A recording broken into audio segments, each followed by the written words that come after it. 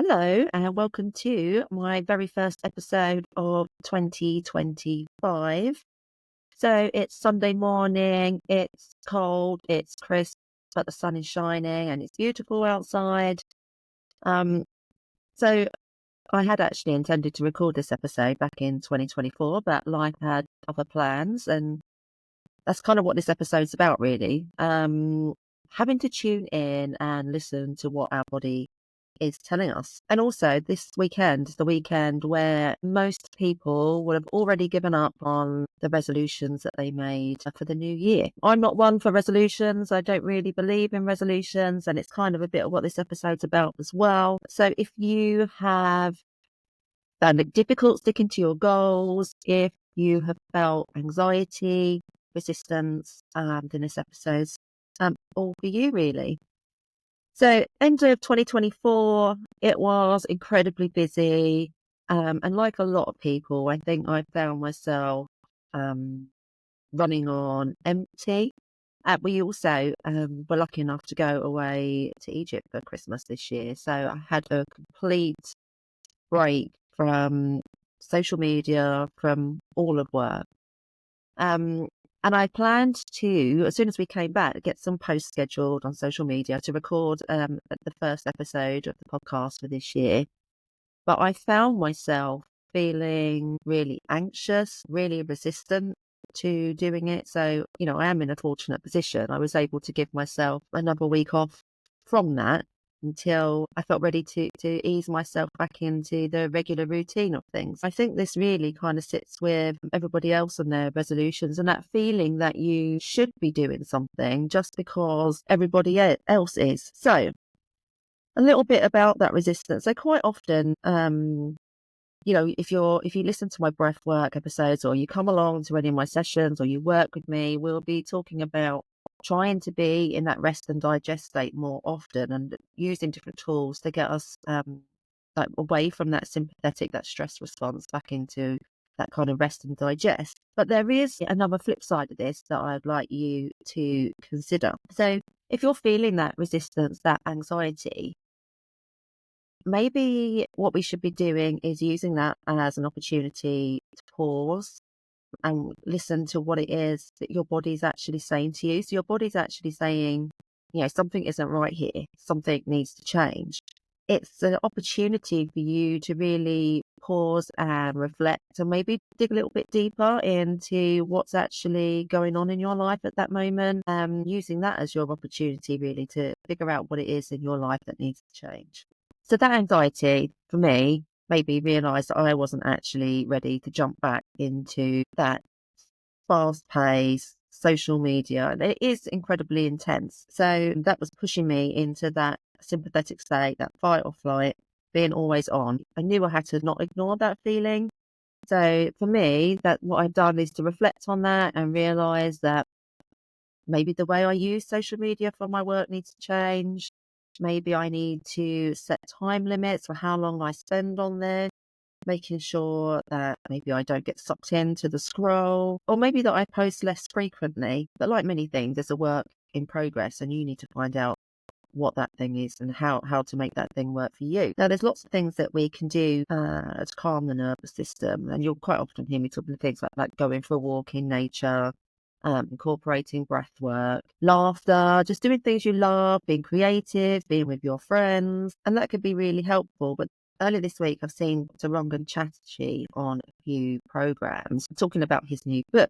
But in particular, there was something that really kind of struck a chord with me that he was talking about, and that was solitude. And he described solitude as being like that powerful way of creating that mental space. And then that made me think about when I was running. So when I used to do a lot of running, if I had a problem that I was trying to solve, or there was something that was playing on my mind, quite often when I wasn't thinking about that thing, when I was just doing that, that routine run, the ideas, the solutions would all just come flooding back to me, give me like a launch pad to move forward. And that's not surprising, really, because that bilateral movement joins up the hemispheres of our brain, enables us to get that clarity, to think more clearly. So that's one way that you can actually help to find that mental space, that clarity, to help you maybe find what your sticking point is at the moment. So that for you, that doesn't need to mean going for a run. Like I was saying, there's lots of different ways that you can embrace that solitude and create that space. So just getting up before everyone else in the morning, having that cup of tea, looking out into your garden, without switching your phone on immediately. Just maybe 20 minutes to yourself just to create that little bit of mental space and just noticing maybe what comes to you. Going for a walk and without any distractions. So maybe not listening to that podcast, not having that music on, and just allowing the things to come to you with the movement, rhythm of your footsteps, or just having like a notebook to hand so you can just write down any thoughts or inspiration that comes to you.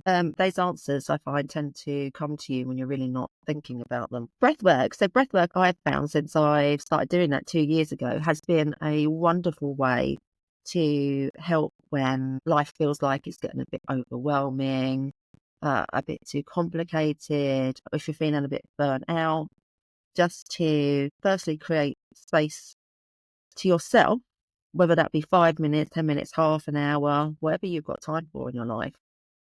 But focusing on the breathing to allow you to drop your heart rate, to come away from that stress response into that nice rest and digest space where you're relaxed, that your body can calm down into this nice calm place where you can relax. And I've got loads of different sessions on the podcast that you can test out to see how they make you feel, because I think it's individual to each of us that you find a way of practicing breath work that works for you.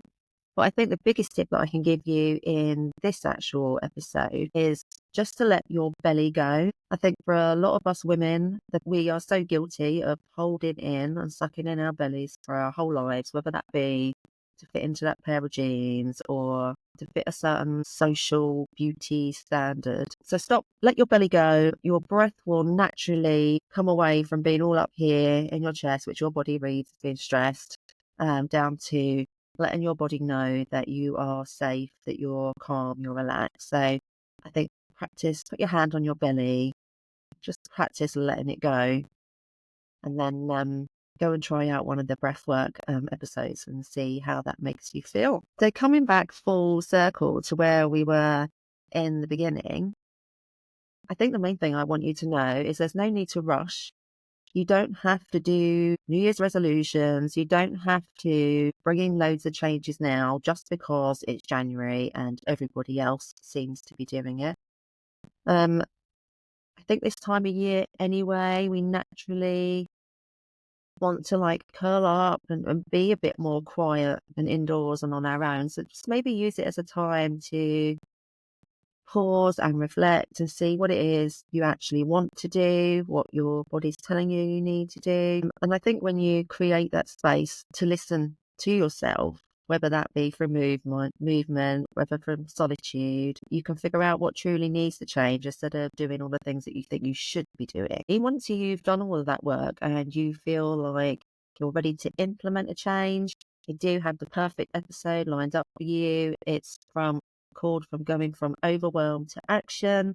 So that will enable you to take the things that you've decided to do and create and shape your own plan to put them into place. So they'll really launch you into success for 2025. Also, like I said, there's lots of other breathwork episodes on the podcast. So I'll link all of those in the description for you to go and check them out. A really nice short little episode for you today to ease you in. Thank you so much for joining me again and for supporting the podcast. I think it's February or March, it'll be a year that this has been running, and the support that you've given me has been wonderful. If you found this episode useful, don't forget to subscribe or leave a review or share it with anyone else you know, because it does enable me to reach more listeners. And if you'd like to connect with me, you can reach me on social media, either Facebook or Instagram, as Essex Menopause Coach, or of course you can always visit my website for more resources, which is essexmenopausecoach.com. So here's to starting 2025 in a way that works for you, hopefully feeling nice and calm and relaxed and ready to reset. Take care, and I'll see you in the next episode. Bye.